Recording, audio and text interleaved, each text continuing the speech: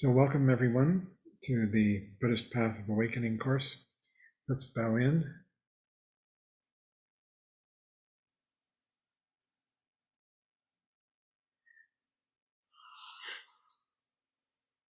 So tonight, Michael and I are going to present chapter 5, and then we'll have a discussion. And without further ado, Michael, would you like to begin? So welcome everyone. Yes, we're continuing our discussion of Trungpa Rinpoche's seminary talks on the Mahayana. The Mahayana is called the greater vehicle, but it's important to understand that it's based entirely on the Hinayana, or the foundational vehicle. That in fact, there was one seminary where Trungpa Rinpoche asked for everyone to come into the back to the shrine room for an important talk. And the essence of the talk that he gave was never forget the Hinayana. That the Hinayana, again, is the foundation that the Mahayana is based on. And that it might be tempting to think of the Mahayana as being like a step up or a step out. But as one it was presented in one class that I took, it might be better to think of the different yanas almost like concentric circles. And that as we move into the Mahayana, we're moving into a wider view, but nothing in the Hinayana is negated. The Hinayana of the Four Noble Truths, the truth of suffering, the truth of the origin of suffering, the cessation of suffering, and the truth of the path are important in order to develop the understanding that makes the Mahayana possible.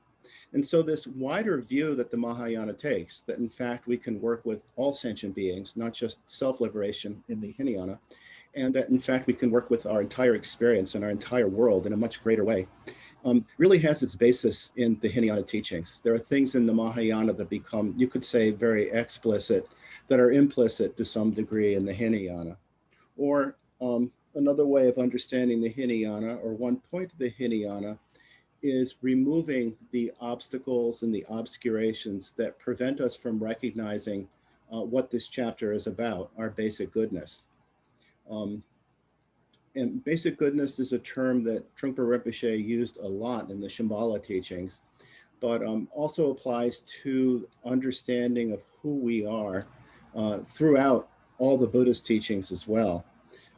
In some of his early writings and early talks, he speaks about coming to the West, coming to actually England, and being very surprised at the view of original sin, that the idea that somehow we're fundamentally flawed, that there's something that is fundamentally wrong with us, was extremely foreign to the point of view of the Buddhist teachings, where the emphasis is, again, on one's basic goodness, basic wakefulness.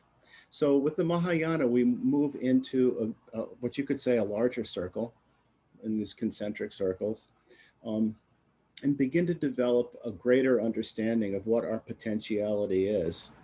But we should remember, never forget the Hinayana. So with the chapter on basic goodness, it's again important to understand or to begin to develop the view that basic goodness is fundamentally who we are. That it's not something we need to create, it's not something we need to earn, it's not something that we don't already have, but that most of the time, and this is where the Hinayana becomes important, we don't recognize it because we're absorbed in all of the dreams and nightmares and everything else that comes with the belief in an ego, the belief in an ongoing permanent self. That our attachment to the skandhas and kleshas obscures or obstructs our ability to recognize and live within our basic goodness. And this is why the cessation of suffering is so important, that we begin to understand that all of these obstacles, all of these, there are a lot of different terms in the teaching, stains, adventitious stains, that they're not inherent and they're not permanent, that they arise from causes and conditions and therefore subside when these conditions no longer exist. And these are all, again, fundamental Hinayana teachings. But the most important obscuration from the Hinayana point of view is clinging to a self or the mistaken view of a self. And so the fruition of Hinayana is recognizing the egolessness or selflessness that is our true nature. That what we take to be ego is an illusion, a creation, a process that we're habitually bound to, but that in fact we can work ourselves free of, that there is the possibility of cessation of suffering through following the path. And so the chapter that we read for tonight begins with talking about taming the mind and Shinjong. As the very first sentence, as we tame our minds by means of shamatha vipassana, we begin to be thoroughly and properly processed, which in Tibetan is called Shinjong. We develop Shinjong. So there's a lot of different synonyms for Shinjong in the teachings. It's often translated as thoroughly processed or workable, flexible, sometimes pliability. And we experience this in different ways. I think in terms of our meditation practice, one way in which we begin to experience Shinjong is we begin to realize the possibility of just letting go in the moment of whatever thoughts, emotions, daydreams, preoccupations, hopes, and fears, that we can just let go in the moment and be open to whatever we're experiencing. And the more we do this, the clearer we become about recognizing this possibility, the more we realize that in fact, when we are caught up in kleshas, when we're caught up in anger or grasping, that our minds are not flexible, they're not pliable, they're not workable. And that, again, the fruition, the ultimate in terms of Hinayana is letting go of any fixed sense of self. We begin to discover that the more we cling to a sense of self, the more expectations and judgments we have about ourselves, the more expectations and judgments we have about the world around us, the more irritation we experience, the more grasping and attachment we experience. And this is part of the origin of suffering in the Hinayana teachings. But to the extent that we begin to let go of this process, the extent that we begin to develop a sense of Shinjong or workability about our experience, the more our minds become flexible and workable, that this brings out mind's natural openness and flexibility.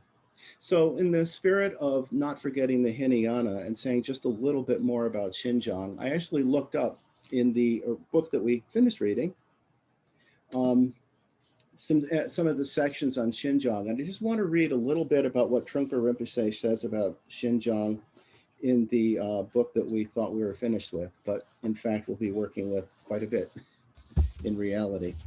So he says, with Shinjong, you know how to ride your own mind.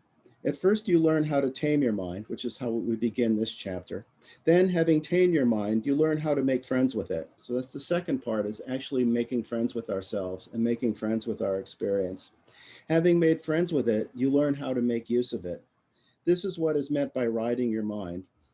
It is like the Zen ox herding pictures, in which the person who has finally made friends with his mind sits on an ox playing a little flute as his ox takes him for a walk through the countryside.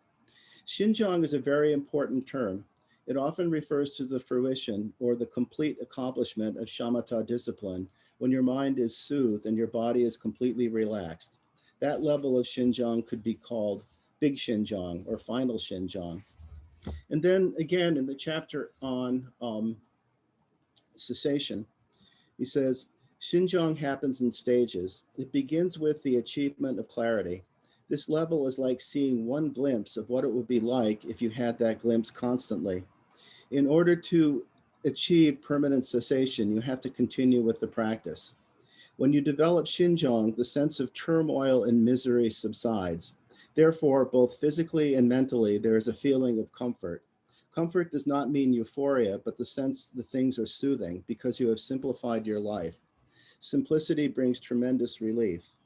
As a final achievement of Shinjong, if you lose your mindfulness, a reminder comes back to you directly in the process of acting sloppy. And he talks about, again, the sloppiness, the experience of irritations, actually can become reminders to come back, to wake up. So this is the fruitional level of Shinjong. In the same way, if you were at a more advanced level of Xinjiang, whatever sloppiness occurs, that sloppiness itself reminds you and brings you back. So a natural sense of checks and balances begins to take place. Every little detail of your life has meaning. And instead of your life being a situation of suffering, it becomes soothing. That's why shamatha is known as a development of peace. So that's, again, this is what comes out of our Hinayana practice and begins to expand in the Mahayana. So again, he talks about Xinjiang here and uses as a metaphor or an example, working with cotton batting, which is something I've never done, but I'll take his word for it. It makes the cotton, I guess, softer and removes thorns and makes it workable, something that we can work with to, for instance, make a meditation cushion. And he says if there are any little prickly thorns in the middle, these thorns become quite noticeable. So as we become further Xinjiang, as we further relax in meditation practice, our awareness begins to expand.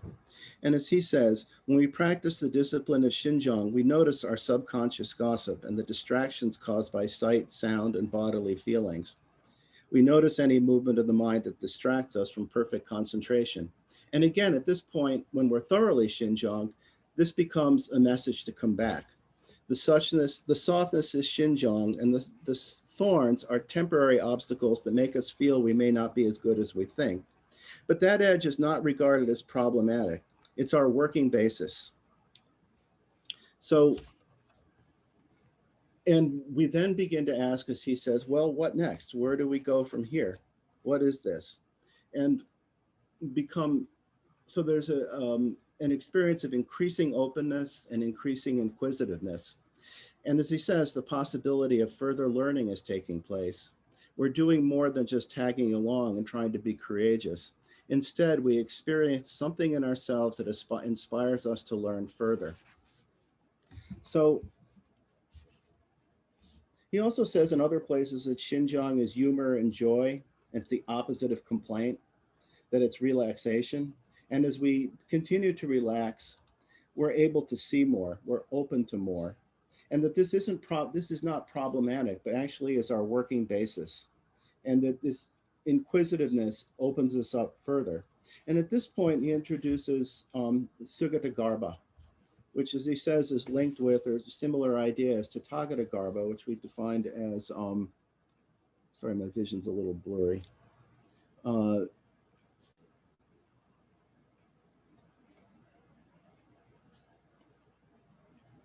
Those who have gone, but here it means those who have gone joyfully, those who have gone joyfully and easily. So we can see with this sense of relaxation, this sense of openness, the sense of workability. In other talks, he sometimes compared, I think, the process of Xinjiang to, again, as being like a rider and being able to stay in your saddle no matter what happens, so that we don't lose our mindfulness, we don't lose our awareness, and we're able to engage situations and engage the wider world with a greater sense of openness and awareness. And another part of this, another part of the Sugata Garbha is actually making friends with ourselves, as he says in this chapter. And in this particular sense, there are a lot of different ways of understanding what it means to make friends with ourselves. But in terms of our practice, I think what's probably the most important thing is just our willingness to be open to our experience with less judgment, just to be able to see our experience and to be with our experience without judging ourselves, without judging situations. Without, if a negative thought comes up, we don't condemn ourselves. We begin to see that perfectionism is another manifestation of ego. And we're able to just see our experience and be with our experience in moments, at least in a glimpse. In meditation practice, as we just settle as John says, just this, without judgment, without evaluation, without trying to change ourselves into something else, without feeling that we're lacking anything.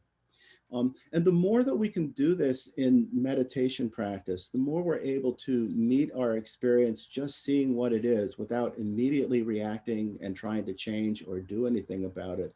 The more we can do that in meditation practice, the more we can do that in the rest of our lives. the more we can meet situations in our lives in the same way, without unnecessary reactivity, without immediately making some kind of a judgment or evaluation, without immediately trying to make things different than what they are in the moment.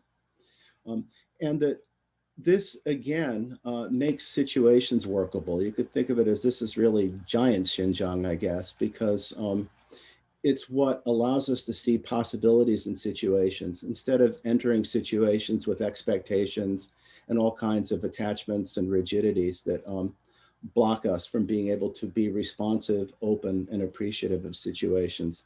And all of these experiences, however, whatever glimpses we might have, are joyful. And this is, I think, why in this case we're talking about Sugadagarbha, those who have gone joyfully and easily, that this is the experience of Sugadagarbha. And he says that Sugadagarbha, you begin to realize you're on a journey that's joyful, that Sugadagarbha is actually indestructible, that it's actually the ancestor or parent of Alaya. And here we're talking about Alaya as the all base, not Alaya Vijnana, the eighth consciousness, which if you're not familiar with, by the end of this class, you will be. Not this class, but the end of this book, you will be familiar with what that means. But it's just our fundamental basic awareness. Alaya, he says, Alaya, it's actually pre-Alaya, but it encompasses Alaya as well. That Alaya has basic goodness, but Sugadagarbha has greater goodness. It's wakefulness itself. And this is indestructible.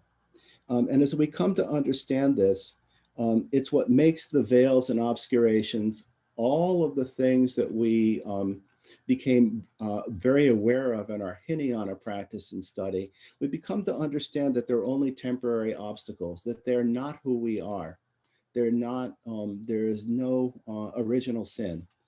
That in fact, our basic nature, our fundamental nature is good and open and awake and compassionate and inquisitive. That, and he describes this, I really like this metaphor. He says that once we've sniffed the air of Dharma, our Sugadagarbha will begin to awaken. And he described this as raising tigers on a vegetarian diet, but at some point they smell meat. And they just know this is what by nature I'm supposed to eat. This is what I'm supposed to do. And it's the same way for us as we begin to experience these glimpses of wakefulness, these glimpses of possibility of basic goodness in us, as we come to have more confidence that this is who we truly are, as we come to identify with our wakefulness as this is who we truly are, that it's just like that, just like a tiger who by nature knows what meat is and knows that that's what a tiger eats. So one of the greatest messages of the Mahayana is that we have the potentiality of wakefulness and that we can actualize it constantly. So that's the Sugadagarbha.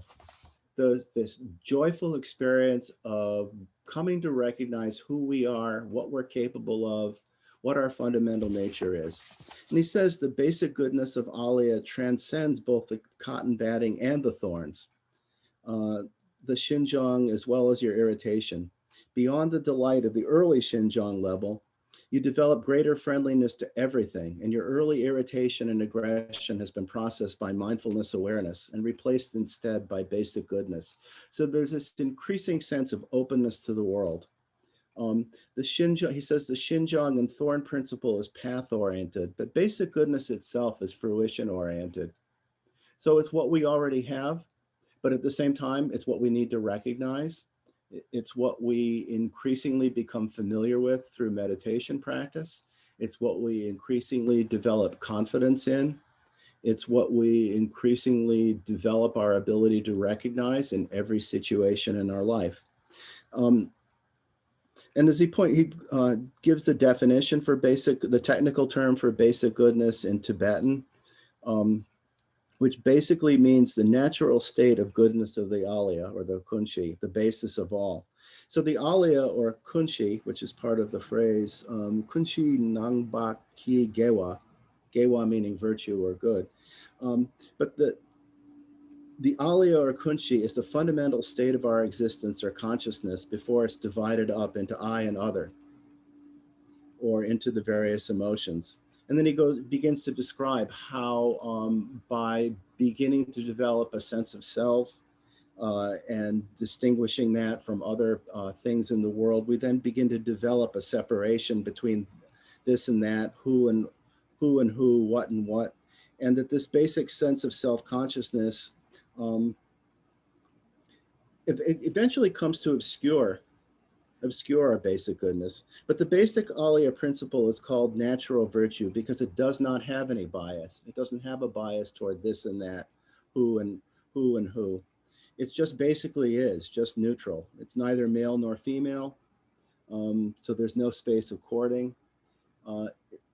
Whereas beginning with the alaya consciousness and then developing further through the skandhas into a solid sense of self, it becomes increasingly biased, increasingly rigid. So the main point is there's a basic state of existence that's fundamentally good and that we can rely on. There's room to relax and to open up. We can make friends with ourselves and with others. That is the fundamental virtue of alaya, or basic goodness. It's the basis of possibility of absolute bodhicitta. So this is what we're working with. This is who we are. This is in meditation practice what we come to recognize when we're able to wake up, when we're able to rest in awareness, when we're able to relax.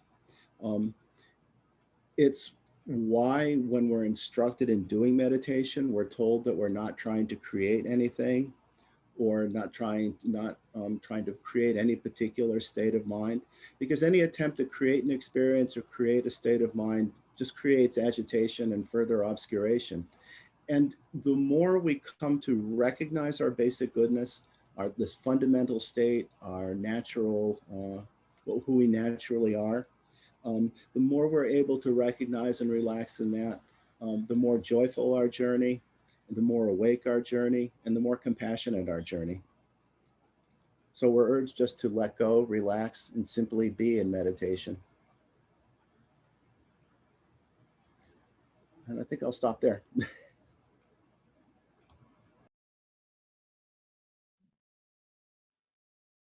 Thank you, Michael. Thank you.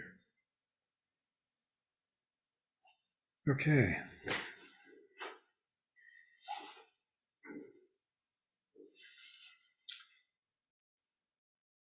There's some confusing things in this chapter. The use of the term alaya, which has two different contexts, somewhat different. When it's just spoken of as being the alaya, alaya is translated into Tibetan as kunji, which means the basis of all, or the foundation of all. And it's another one of the words to describe reality, the real, and our sanity and our awakening.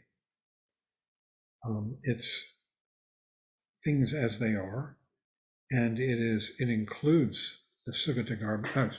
Sugata-garbha is beyond alaya. Sugata-garbha is the essence of those who have gone to joy.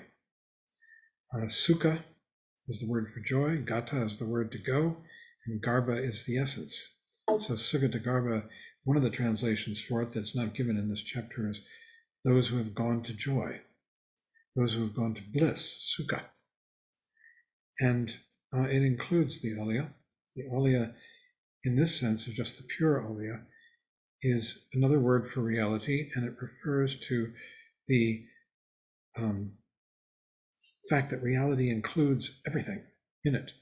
It's like the big storehouse, foundation. I just want to let you know that this, as Michael pointed out too, this is different than the alaya vijnana, the alaya consciousness, which is neurotic. It's part of confused mind. And it's a little confusing that they use the word alaya in both of these contexts. But when we're talking about the alaya vijnana, it's something altogether different. It's one of the 8 consciousnesses. In fact, it's the last, it's the 8th.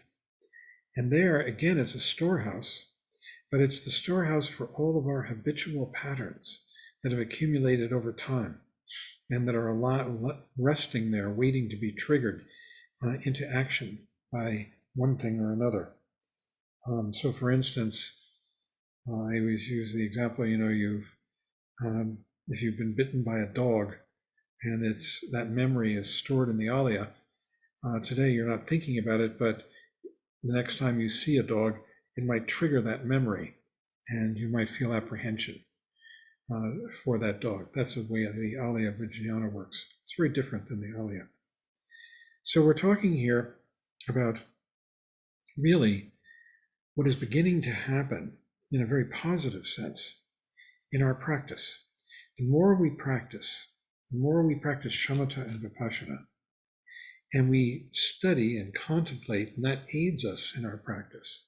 That triggers our intelligence, you might say. The study and practice, it suggests things to us, but the practice is the key.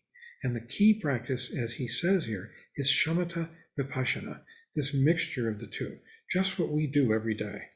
Because any practice, the shamatha vipassana, you could translate it as mindfulness and awareness. And mindfulness means we're coming back from dreams, from thoughts, which are always anxious, always involved with good and bad, always having to do with hope and fear for ourselves. All those things go together. You can't separate them, good, bad, hope, fear, and they are all contained in our neurotic mind. And in our shamatha, we come back from that into awareness in this present moment, and we enjoy relief from that suffering of those thoughts. And then having come back, we begin to develop awareness. And what awareness means is awareness of what's going on right now, but it goes beyond awareness. And that's what's being talked about here. We begin to appreciate this environment that we're in, the beauty of it, the softness of it, the reality of it, the freedom of it, that it's free from I and other. It is free from the ambitions of my ego, the hopes and fears, the paranoias of my ego. It is what it is. And it's very spacious, accommodating this world, full of phenomena and space. And in coming back to that, we are coming back to the true alaya, and beyond that to Sugatakarbha, to the essence of our being, which has to do with going to joy. Because in coming back to this, we begin to realize that this is freedom, that it's real, that we can trust it, that it is soft and kind, that it includes absolutely everything, and that we can relax into it. And the thing about it is, before we begin to contact this, we think we have to do something. We have to perfect ourselves in some way. And that is what is going. That is what is dissolving. That feeling that we have to perfect ourselves. We have to make ourselves better. And because that is what covers over the alaya. It's what covers over basic goodness. It's what covers over Sugatakarbha, the essence of those who have gone to joy, who've gone to perfection.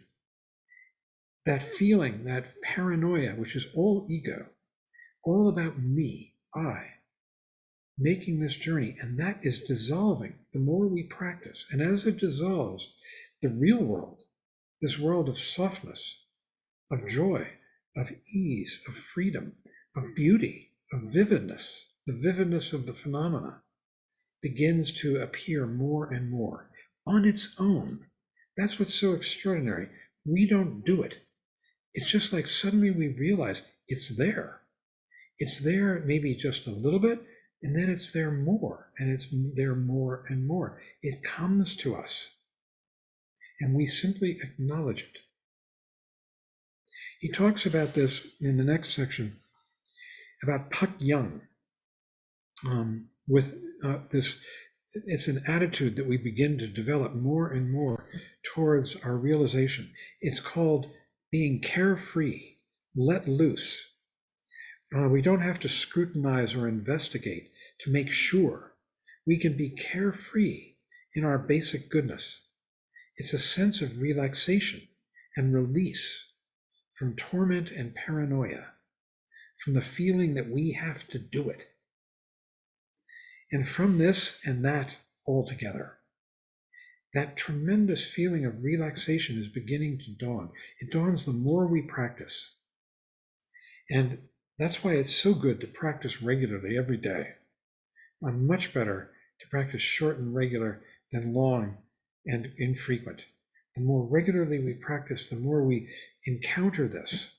We encounter this openness, this state of mind that appears and is appreciative of this world as it is, and which has nothing to do with me and my ambition, me and my self-perfection, which is such a torment, such a load of suffering. He says with Pak Yang, with this carefree, let loose quality, we can actually look at our basic goodness literally and straightforwardly. This is because we're becoming more and more wakeful. Wakeful means beyond these torments of self-perfection and self-control. And that our shamatha vipassana, two things are, and this is something that's so important. The more you practice shamatha vipassana, you are becoming aware not only of your sanity, of clarity, of awareness, you're also becoming much more aware of your thoughts, which have to do with your insanity. They both arise together, the cotton batting and the thorns that are in it, the awareness and what obscures it, and interrupts it, the thoughts. And what happens is that we become more and more kind to ourselves. We're not trying to get rid of the thoughts. We are just seeing them. That's why it is so important not to judge yourself, not to, as you realize that you're thinking, not to beat yourself up, saying, oh, I'm a terrible meditator. That's another thought. That's the maintenance of this self-perfection, which is the root of the whole thing, the whole problem. And so what we begin to do is we begin to come into awareness of both our sanity and our neurosis. And the more in which we do that with kindness, with clarity, the more in which we can let the neurosis go. You just see it, it goes, and there's the sanity. And this happens again and again, and it happens. It's not something we do. It's something that happens for us. We come back to it. It's not like we're these virtuous accomplishers, but we come back again and again, and we see. We come back from dream, we're lost in dream, and then we remember. This is the process of meditation. We remember to come back, and we come back from that dream, whatever it was, the fantasy we were having, and suddenly we realize there are the thoughts, and there's the awake quality. That's all it takes. That's all it takes, because the thoughts are just momentary little things that go across the sky of our sanity, and they dissolve. They disappear, just like these words. But the sanity is always there. It's the sky, it's the background. And so what it takes is kindness to ourselves, a lack of aggression, a lack of self-improvement, and it all begins to happen by itself. And I keep quoting Trungpa Rinpoche. He said, just do it. It works. So then he says, and I love this quote, as a result of practicing good posture, there it is, good posture, and the techniques of shamatha and vipassana, this is just what we were doing, a little while ago. We see, as a result of this, we see that our basic state of mind, which is naive or Pak Yang, this is our basic state of mind. It doesn't lean one way or the other. It has no purpose. It has no axe to grind. It is naive or Pak Yang. It did not come from anywhere, this basic state of mind. It was never born. It is unborn, unmanufactured, and it does not dwell anywhere. It is difficult to capture, and we cannot seize it. You give up trying to hold it, to seize it, to grab it, to maintain it. You just acknowledge it when it's there. You see it. Enjoy it with pakyan, with carefree, let loose, the more you can. This is basic goodness. It's the alaya, it's the kunji. Kunji is the Tibetan for alaya, which means the basis of all. Kun means all. Ji is foundation, basis. And this is the basis of all. He says we cannot theorize its existence. We discover that it is beyond pigeonholing. It is free from any concept or reference point we might have. It's just there. It is the fundamental essence of who and what we are. And then he says, the more we begin to rest in this, we begin to find that our mind is like a pool of milk and honey. This is so important. We begin to contact this pleasurable quality of resting in our own natures, this quality of our minds being like a pool of milk and honey. It is good, soothing, and fundamentally harmless. And then he says, it is not even harmless. It is just completely good and willing to create the effects of goodness as well. And it's called white virtue, Rapkar Gewa. Gewa means virtue. Rapkar is white. It means right virtue. It's unstained by the thoughts of self-aggrandizement, the thoughts of paranoia, the thoughts of self-criticism, because self-aggrandizement and self-improvement is just the flip side of self-hatred. And those are given up. It's a waste of time. They are momentary, they come and go, and they are suffering, and we give them up and we come back into this awareness. Awareness in this present moment. We rest here. It's space. It contains all of the phenomenal world that arises and passes away in the moment. In the moment. He says, this white virtue, this feeling of milk and honey, Rapkar Gewa, is the starting point of the Buddhist path of loving kindness. Because when we begin to contact this, we begin to really contact loving kindness. It's the beauty and warmth of reality that we're contacting in ourselves by being kind to ourselves, not trying to improve ourselves, and in the world, because everything arises so beautifully. It's the starting point of the Buddhist path of loving kindness. All human beings, and this is a beaut, even the most vicious, the Hitlers of this world, possess that possibility. That kind of caring softness and gentleness exists in everyone. It just gets covered over by the neurosis of egotism. And we get caught up in this ongoing battle of ego. And really, actually, the first seminar that Trungpa Rinpoche ever gave in the United States, in Boulder, was entitled The Battle of Ego. And this is what he was talking about, how ego creates this world of suffering. So the Bodhisattva path is not moralistic. It's not about good and bad. It's not puritanical. It's not telling us we have to be good, which is a total waste of time. It is because we have goodness already in us. And if we try to be good, we are denying that we are fundamentally good. We're saying, I have to make it good. So it's a betrayal of ourselves, of our basic nature, and it's pointless. And he says we regard any obscurations or obstacles as temporary, which they are. Every time we come back into the present moment, they dissolve into thin air. And here we are.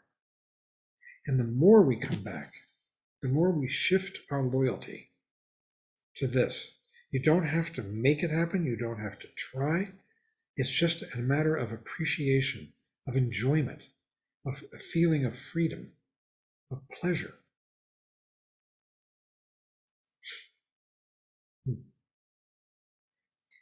He says, we do not behave.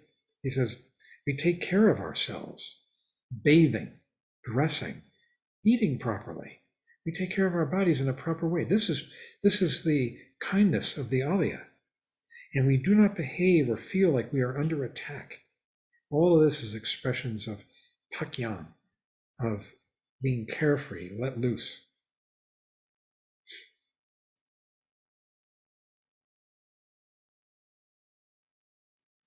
Okay. And finally, he talks about the temporary stains in the 5 categories of mind. And what he's talking about is how there are different sort of levels of mind pertaining to the intensity and of the stains, of the mistakes, of the actions of ego. And actually, these terms that he's using here change as you go on the path. The first one, sem, always means ordinary mind, the mind of neurosis. It's the mind that distinguishes I from other, this from that. It's the mind of confusion, sem. The Sanskrit for it is chitta. And the second one is called lodro, which he says is intellect. And he doesn't, he says, so smart means smart. You can make distinctions. So it is an upgrade. Actually, at the tantric level, lodro becomes even more smart than it is at the Mahayana level. The third one, shepa, simply means consciousness. He translates it. She is the word to know, the root of the word to know in Tibetan. And shepa the pa makes it into a noun. It's nominative. So it's consciousness, beginning to become more intelligent yet. And the third one, rikpa, which is very interesting. Rikpa is a translation of the Sanskrit vidya. At the Vajrayana level, rikpa is everything. Rikpa is what gets you enlightened. But at the Mahayana level here, he's talking about it as simply being a more advanced state of insightfulness. And finally, there's tokpa, which literally means comprehension. And it's a word that really doesn't have much in the way of stages, except in this scheme. Comprehension of realization, you're able to see the phenomenal world of things as they are and to comprehend them. And the idea is simply that as you clarify your mind, you move up the chain from sem to lo to shepa to rigpa to tokpa. As you eliminate the stains of habitual patterns. And then finally, at the end, what is left is pure sugatagarbha, pure essence of those who have gone to bliss. It's beyond duality, it is non-duality. Part of our mind, he says, is sugatagarbha, and part is temporary obstacles. This is coming back to that point again. As you come back from dream, you see, when you're sitting there, you're meditating, and you're having a fight with your mother in Poughkeepsie, you're making love to someone in Tallahassee, whatever it may be, San Jose or in Austin, Texas, and you're having this drama, and then you realize, oh, I was caught in a drama. I was caught in a dream. At that point, you're back. And when you come back to this. And what this is made up of is 2 things, sugatagarbha and temporary stains and obstacles. This is awareness right here. You're aware of your computer screen, your room, your environment, and you're aware as well of the thoughts that come up, thoughts of doubt, thoughts of all kinds of things, thoughts of worry about the future. And yet you're right here still. And this is the awareness that you come back to. He says, when we see those 2 aspects quite clearly, then we can begin to train the mind. Then we can begin to realize that our loyalty is more to that open awareness than it is to these temporary stains, obstacles. You don't try to get rid of them. If you do, that's another act of cruelty to yourself. That's another one, another act of egotism. You just see them. And as you see them, they go. And I say this, I'll just repeat it. It's like for those of us who have Mac computers, when you want to get rid of an item in the dock, in your computer, some program that's in your dock. You click on it to open up the program, but you don't want it there anymore. You grab it with your mouse, you drag it out into the middle of the desktop of awareness, figuratively speaking, and you let go your mouse.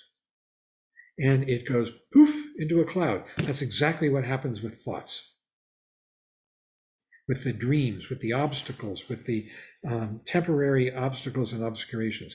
As we come back from dream, we realize we're dreaming, we see them, and as soon as you see them, they go poof, unless you think of another one. And the other one could be, oh, darn it, I'm a terrible meditator. Don't do it. Let it go. Just see it. That's your job. You have no other job than to be aware. And as you do it, it will happen by itself. That's the message. This whole path unfolds by itself. All we have to do is come back from dream. So, all 5 aspects of the mind that he describes here are contained in Sugatagarbha, as well as temporary stains, and you train by shifting your loyalty to Sugatagarbha. You are trainable. And this happens automatically because we begin to realize it's much more pleasurable. That's why it's called Sugatagarbha, gone to bliss, the essence of gone to bliss, Sugata, Sukha, Gata, Garbha. Sukha is the word that's usually translated in English as bliss. Gata, gone to, Garbha, essence. So he says,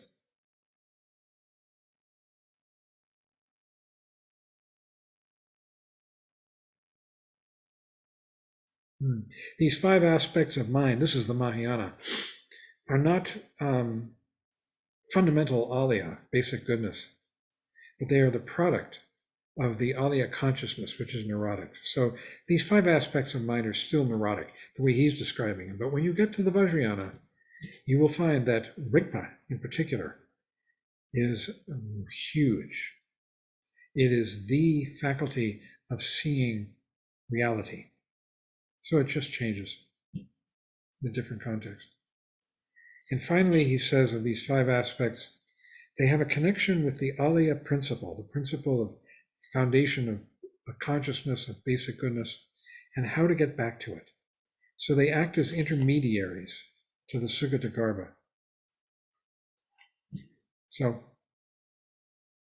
we work with these different things. We work with our minds. We can have a discussion.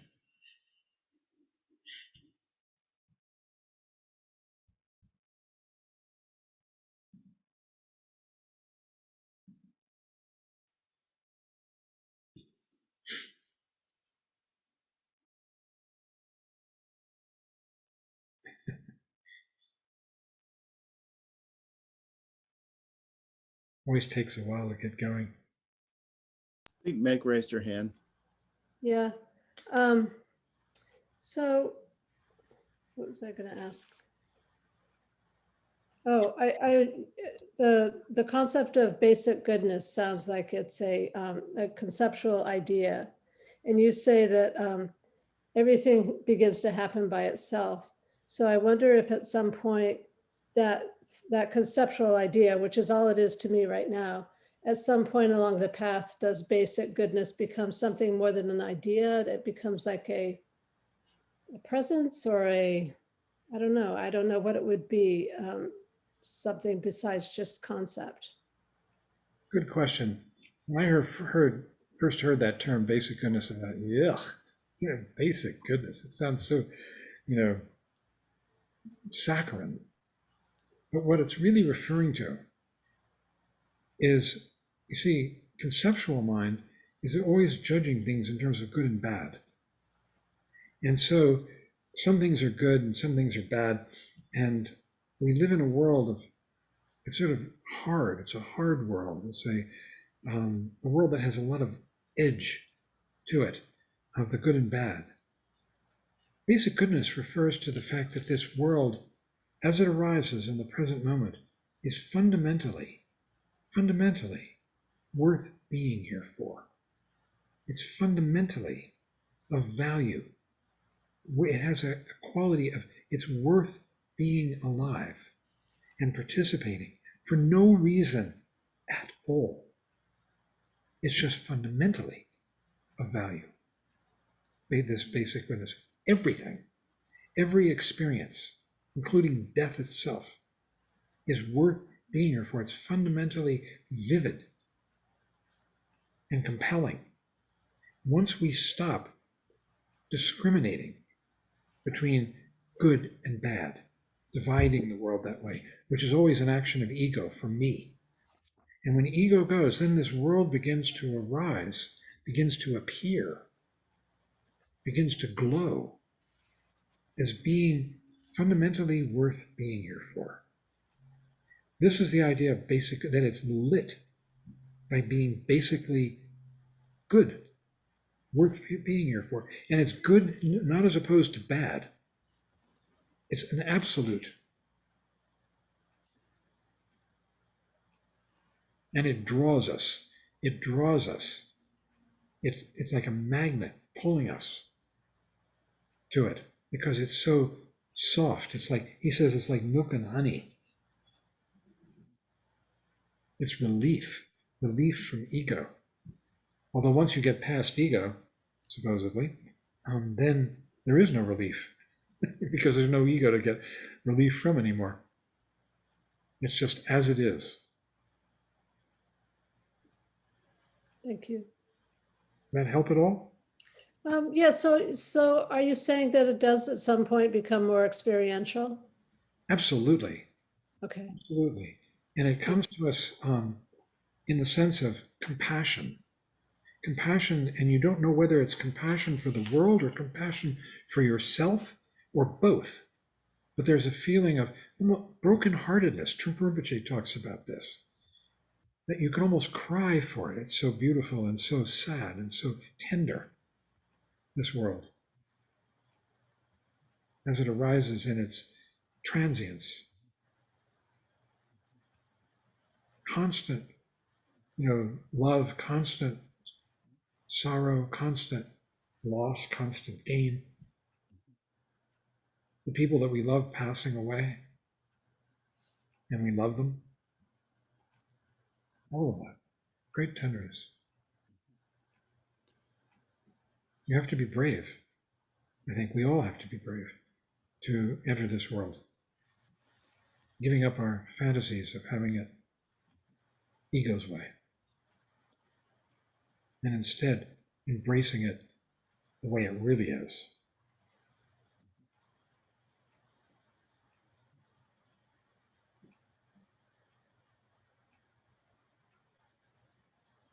I just add that I think whenever we talk about it, of course, it is a concept, but it's impossible for us not to have experienced it. It's just that we might not have recognized it for what it is. And in talking about it, it really kind of is undefinable in one sense. I mean, I think the part in the text where Trungpa Rinpoche says it didn't come from anywhere, it was never born. Our basic state of mind is unborn, unmanufactured. It did not arise from anything, in other words. It doesn't dwell anywhere. Can't pin it down to any one place. It's difficult to capture. We can't seize it. And it's also described as being unceasing. Our awareness never stops. So it's subtle, and yet it's there all the time. And recognizing that in experience, I think we have moments where we do. We just might not realize all the implication of it. But even when we just come back in meditation, that moment of recognition, that's basic goodness right there. That's that unborn, unceasing, non-dwelling aspect of mind. If it was dwelling, we'd never come back. We'd just stay with whatever we're doing. There'd be no flexibility. And if it needed to be created, we'd have to do something to make it happen first. But that's not how we experience it. It just happens. So anyway, that's, just a little bit more. I think Fred has his hand raised. Yeah, hi. I just wanted to say more about basic goodness.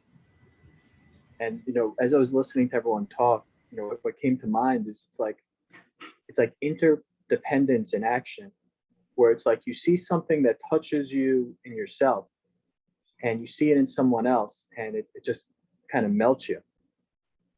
Like, and the story came to mind of I was walking down the street and I saw a woman squatting between two cars and going to the bathroom, and I just instantly looked away, and she apologized. It was just so natural, and to me that was like basic goodness. It was like recognize it was a private moment, and like there's like some dignity there. We have this like inherent dignity that it just pointed out, and I always remember that. Thank you. Very powerful idea.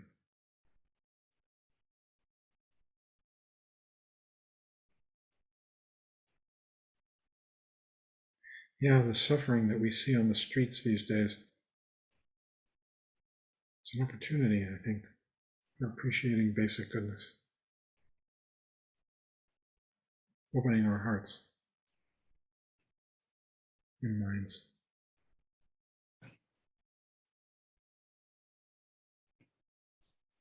Mark. Hi, Yeah, what hi, John. Hi, everybody. This is always tough for me because I really feel in the moment I'm very comfortable, and I enjoy my meditation practice. But at the same time, I'm always dealing with after or before dealing, the duality of life, which I know on some level is problematic because I want to live myself more in the moment. And yet there's so much horror in our lives, whether it's the planet and how we live our lives as far as our CO2, or whether it's people coming across the border and wanting a better life, or anything. There's just so much, and I don't know how do you deal with those two opposite types of, in the moment everything's fine, in the moment everything's perfect and wonderful, and it is, I believe, extremely important, especially for me personally. It releases me from all the pain that's in this world. But how do we remain active in the, well, I'm sorry, but in the samsaric world that we are dealing with, the world that the world that we're, that's supposed to be a dream or a memory or a future or a past that we're worried about. Anyway, it just bothers me that I don't know how to deal with that aspect. Michael, you want to say anything? Barry?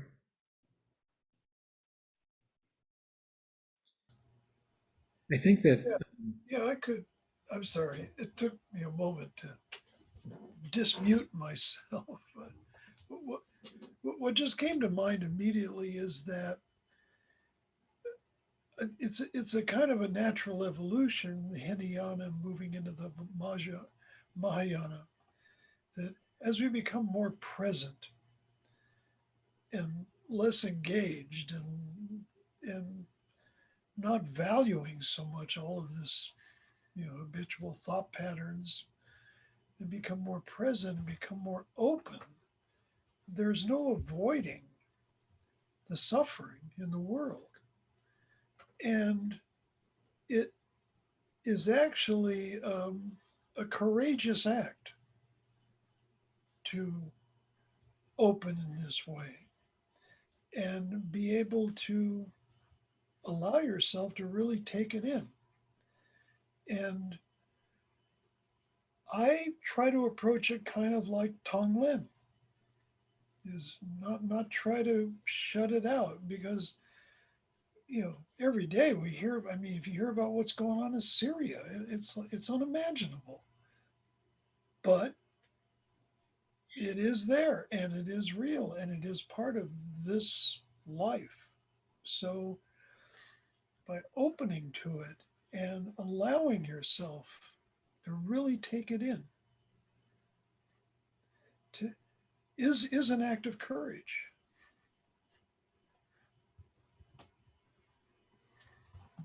Laura, did you have anything you would say?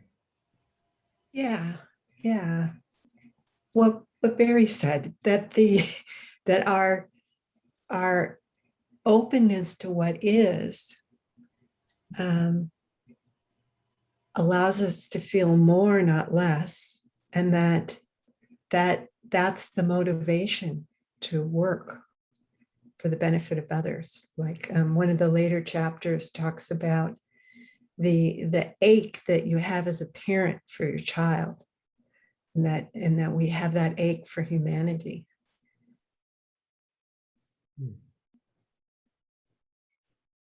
Well said. I was going to say, from a Mahayana point of view, I think your question says that you're on the right track, that we become more aware of not just our own suffering, which is, the Hinayana, but that as we become more open to the world around us, we become more aware of the suffering of all sentient beings. And that actually fuels our practice because, again, according to the teachings, but it's also true to my experience, we come to realize that our ability to respond skillfully to situations really depends on our ability to work with ourselves. And that that becomes the motivation, actually, bodhisattva motivation to attain enlightenment for the benefit of all sentient beings, meaning that if and when, and eventually for all of us, it will be when, as the teachings say, we actually fully awake, then we'll be able to benefit beings in a way that we're not able to now, because of, we'll become that much more skillful. And again, I think like everything else on the path, from time to time, we have glimpses of this. There's a moment when, maybe we're caught up in something and then we're able to let go and just respond to somebody, or, very, very simple little things. I'm not, yeah, I'd love to be able to end wars and the climate crisis and all of those things. But, a lot of times it's just very simple things that we do, or just open to somebody, or extend a hand, or just listen. And that these things make tremendous difference. And just as we have in meditation practice moments where we wake up, I think in our life, we have moments where compassion just naturally expresses itself. And again, I think it's your questions, you're on the right track, that it's part of the whole waking up. Thank you. Thank you. It was a profound question, I thought. Robert, did you raise your hand? Yes, I did. I can't remember the terms because this is all very new to me, but there was an aspect that John was talking about where early on it's sort of a challenge, and then later it supports enlightenment. I can't remember the terms that he used to express that clearly. And I had thought it was more of what my Tai Chi teacher once called the chattering monkey, where you hear a lot of thoughts coming in and you can't really understand them or process them. And now it feels like help more than a chattering monkey, but it's a challenge because it can sometimes come through me verbally. And I was hoping you could give me some clarity on that.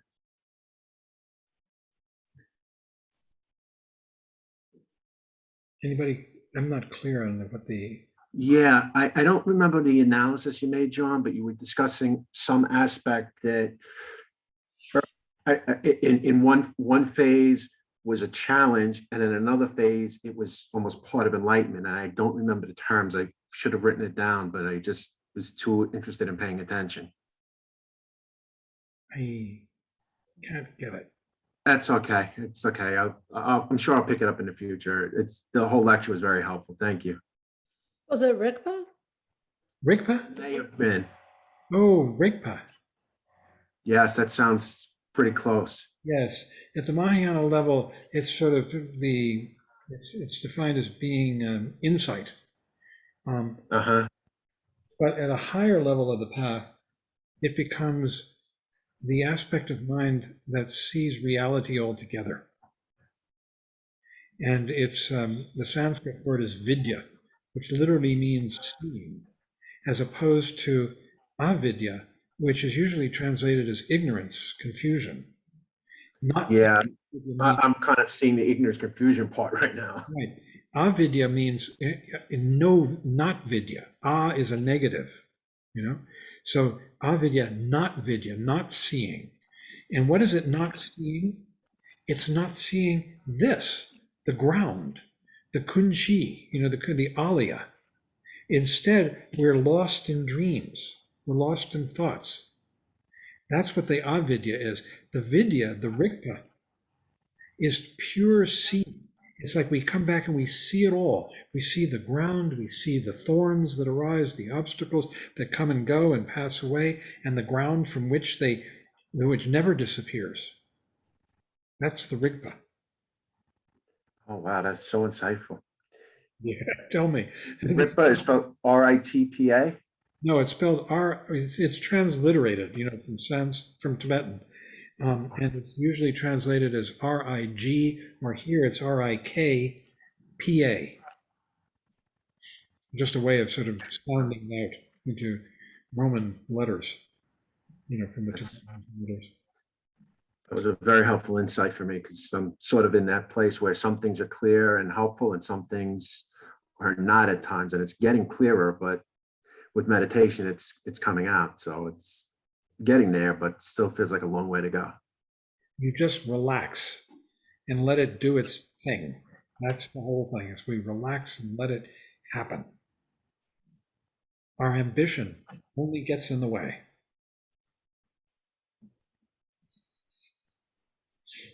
Which isn't to say you don't be as energetic as you can. Agreed. Yeah, it's like anything else, even golf, the harder you try, the worse you do. Thanks, Robert.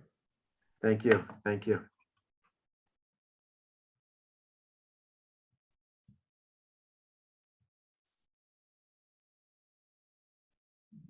There's a term, used to be secret. Trungpa Rinpoche kept it secret for a long time, but now it's out. It's in the profound treasury of the ocean of Dharma. It's called, it's translated the same way that sem is usually translated, but it means the complete opposite. It's tamalgishepa. It's ordinary mind is the way it's translated. An ordinary mind is simply the mind of clarity, of this. It's the Kagyu sect. We're both lineages, Kagyu and Nyingma. The Kagyus talk about ordinary mind, tamalgishepa, as being the mind that sees reality. The Nyingmas talk about Rigpa. And I once asked a teacher, Sukni Rinpoche, wonderful guy, I said, what's the difference, between them? And between tamalgishepa and Rigpa? And all he would say is that the introduction of the person to tamalgishepa is gentler and more gradual. And the introduction to Rigpa is very sudden flash of insight, of seeing it, of seeing this clarity, this awareness. That's what he said. These are, and I'm telling you this, not so much because we should understand this now. This is something that will develop, but because I want you to understand the profundity of where this is going, and that we're learning these terms now at a Mahayana level, and they're going to be upgraded, as it were, with the Vajrayana.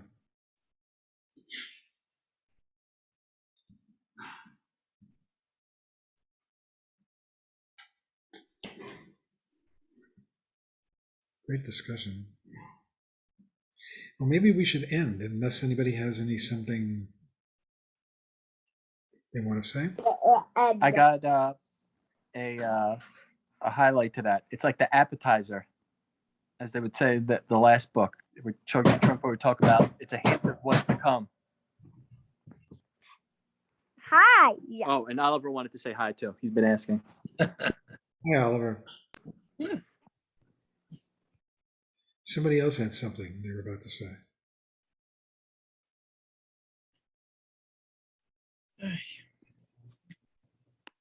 Right.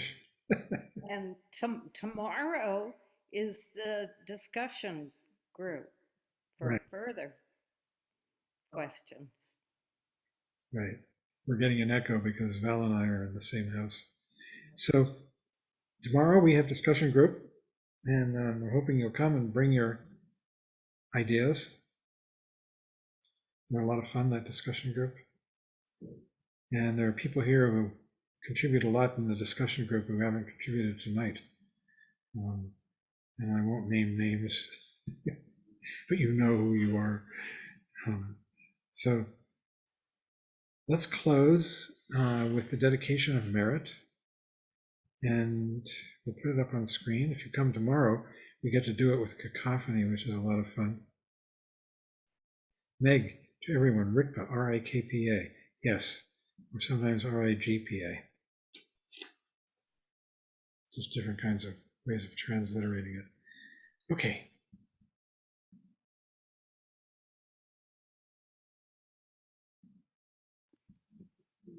Yourself?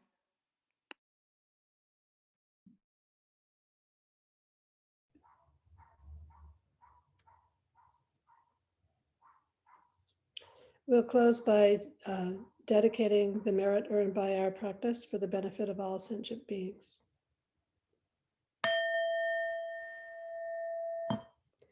By this merit, may all obtain omniscience. May it defeat the enemy wrongdoing from the stormy waves of birth, old age, sickness, and death. From the ocean of samsara, may I free all beings. By the confidence of the golden sun of the great East, may the lotus garden of the Rigdon's wisdom bloom. May the dark ignorance of sentient beings be dispelled. May all beings enjoy profound, brilliant glory.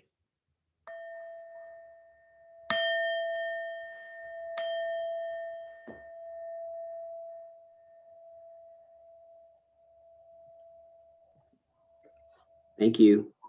Thanks, everybody. Thank Thanks, you. John. Thanks, Meg. Thank you. Thanks, That was everybody. Thanks, Michael. All right. Good night. Thank you, Thank you, Michael. everyone. John. Wonderful. John? Thanks, Barry. Thank you. Thanks, Meg. Thank you. Thanks, John.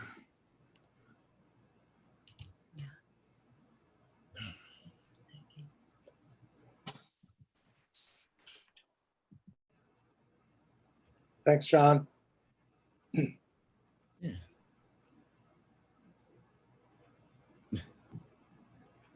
Thank you, John. Thank you, Michael. Good night. Okay. Thank you. Michael, thank you, Meg, John.